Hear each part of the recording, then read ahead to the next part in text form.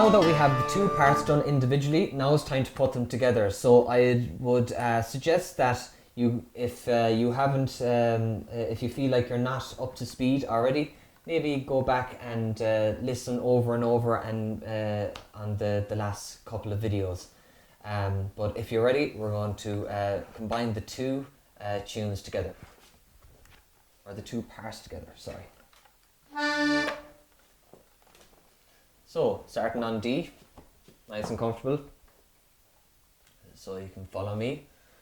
1, 2, and...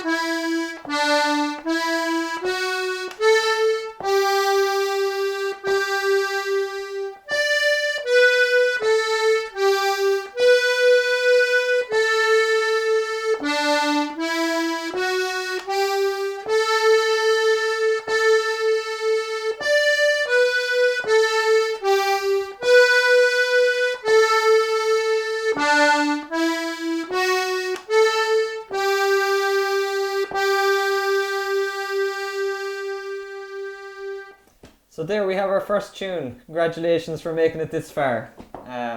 So that's it. Please join us again for our next video, and we'll continue on from there.